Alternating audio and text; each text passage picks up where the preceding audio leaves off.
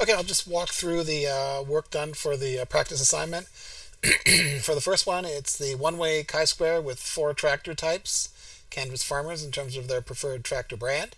So I have John Deere, New Holland, International Harvester, and Ford. And these are my observed frequencies, so my FEs, or FOs, and these are the calculations. So I sum them up. So I add the 130, 80, 190. So my N is 400. The expected is that there's no difference across the tractor brands in terms of preference or popularity. So I take that 400 divided by 4. And the expected for the null hypothesis that there is no difference in tractor preferences across farmers would be 100 each for the different tractor types. My calculation then is the observed minus the expected squared divided by the expected. So FO minus FE squared divided by the expected. This is what the calculations look like in Excel. So you can walk through those on your own.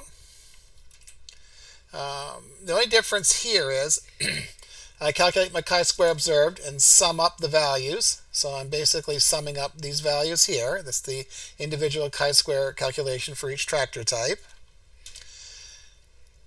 My degrees of freedom is 3. 1, 2, 3. So I can calculate what's referred to as a p-value. The p-value is the probability of getting a chi-square greater than 14. So it's actual p-value, not tied to the 0.5, but it's tied to the, the actual chi-square. And that's referred to as a p-value. So if the null hypothesis were indeed true, the probability of getting a chi-square observed greater than 14 is 0.003. So that would be about 0.3%. So if I were to run this study 1,000 times, if the null hypothesis is true, then out of those 1,000 studies, 3 would result in a chi-square greater than 14. So that's my metric. I could look at it from the perspective of chi-square critical too. So Excel will calculate both of those values for me. But I'm going to use the p-value approach. So then I draw my conclusion. The results of the study revealed that the tractor brands differed in popularity. Chi-square with 3 degrees of freedom, N equal to 400, chi-square observed equal to 14. P equal to 0.003. So the probability of getting a chi-square greater than 14 is 0.003, if the null hypothesis is indeed true. In SPSS, now the data is organized by farm, because I have 400 farms, and for each farm I say what tractor type do they prefer. So I'll do my view my value labels, and here are the this is the 130 who prefer the John Deere. So if I go down, it's 130 subjects prefer the John Deere. And then I go and then I have the 80 who prefer the New Holland. And then I have the 100 who prefer the International Harvester, a fine tractor. And then finally I have the 90 who are who like the Ford. So my data is organized in SPSS, not by the table, but it's organized by the actual individual farm. So I have 400 farms in the study. I'm going to have 400 rows of data in SPSS. Then to calculate the chi-square, so let's analyze. This is referred to as a non-parametric test. I'm going to go to the legacy dialogues. So that's the old SPSS. And I'll do the chi-square test. My variable is tractor. And I press OK. And I get my output. And my output, there's my my observed and my expecteds. So that should replicate my table. So there's the 130, 80, 190. 130, 80, 190. There is my chi-square observed of 14. Degrees of freedom 3. And the significance is, the p-value is 0.003. So 0.003 means, in terms of a p, for the exact probability of getting a chi-square greater than 14, the probability of that occurring if the null hypothesis is true is 0.003. And I reject the null hypothesis, and I conclude that the results of the study revealed that the tractor brands differed in popularity. So you can do it both SPSS, you can do it by Excel. For the second example, okay, this question, sample a group of farmers across 3 townships and ask them which tractor brand they prefer most. In this case, I have Severin, Oro Medonte, and Tay as my townships, and I have the John Deere, New Holland, and the Ford tractor. I want to see if tractor brand preference differs across the locations. So you could be a marketing researcher employed by some agency that's evaluating tractor popularity. That could be your thing. Complete the appropriate inferential test. Chi-square test. It's a two-way chi-square. And I have to run through my calculations in Excel. So here are my observes. Here are my row totals. There's my rows, my column totals. Sorry, these are my column totals. So that's the number of John Deeres, the number of New Hollands, and the number of Fords. And then I have my row totals.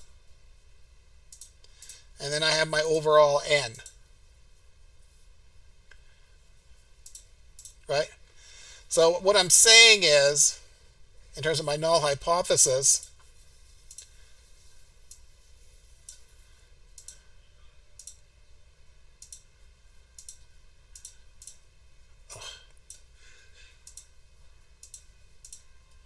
so percent. So 40 equal to 40 divided by the 200.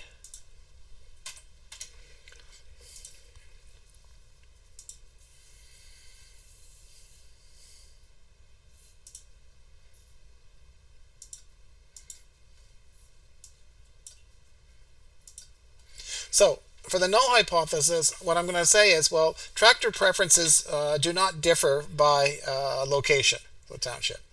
And what that means is if I look at the overall, at the column totals, 40 John Deere, 80 New Holland, 80 Ford, for a total of 200, that breakdown is 20% John Deere, 40% New Holland, 40% Ford.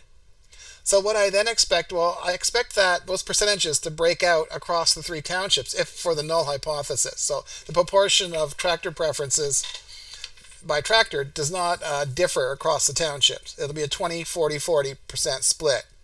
And I can see that in my expecteds, 20, 40, 40 split, right? Now the calculations in Excel, it's going to be the column frequency multiplied by the row frequency. So if I'm doing Severin, the expected for 7 is 40 times by 40 divided by 200. So 1600 divided by 200 is 8. And I have to do that for each of them. Now, there's a quick way of doing this in Excel, and that's using your dollar signs. So this is what it would look like. So you can do it very quickly in terms of drag across and drop for your expected values using the dollar signs. So it makes it nice and easy. Then it's a simple calculation of the chi-square. Observed minus expected. So observed minus the expected squared divided by the expected. Right, and I do that for all 9 cells, right, because it's 3 by 3. And then once I've done that, I sum them up. And my chi-square observed is 13.99. I have 4 degrees of freedom, right? 4 degrees of freedom. The number of rows I have is 3. So 3 minus 1 is 2. That's the townships. The number of columns I have is 3. 3 minus 1 is 2. So 3 minus 1 times by 3 minus 1 is 2 times by 2, which is 4. So my degrees of freedom are 4. I can find the exact p-value in Excel, right? There's a function for that, and you can see it here. You can pull this up from the I'll post this Excel. Well, you've already seen it. So chi-square distribution, right tail, with the chi-square observed and the degrees of freedom, the chi-square and the degrees of freedom. So B19 chi-square observed by B20 degrees of freedom. Okay. And then I have my chi I can do by chi-square is critical. So if the null hypothesis is true, the probability of getting a chi-square greater than 13.99 is 0.007. So 0.7%. So if I were to run the study 1,000 times and the null hypothesis were true, of the 1,000 studies I ran, 7 of those 1,000 that would have a chi-square greater than 13.99. So highly unlikely, p is less than 0.05, I reject the null hypothesis. The results of the study revealed that tractor brand popularity differed by location. So if I can look at it in terms of my actual data, it looks like that's my expecteds, my observes. Oro-Medonte has a preference for New Holland. Tay has a preference for Fords. And Severin has a preference for New Holland. So New Hollands are popular in Severin and Oro-Medonte, but in Tay, Ford is number 1. Okay, running it in SPSS. Here's my data, once again by farm. And I've got 200 farms. And I have it by location and tractor type. So I can view my value labels. There's what it looks like. And I run it. This is a little different now. I analyze, descriptive, cross tabs. My rows are location. My columns are tractor. So if I just reset that. So location is my row, tractor is my column, and statistics, I'm good. Cells, I want observed, and I can get expected to. Not really necessary.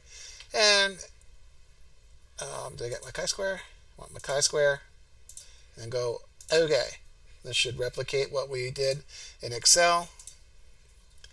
And voila. Yes, there are my chi-square observed. Pearson chi-square observed is 13.988.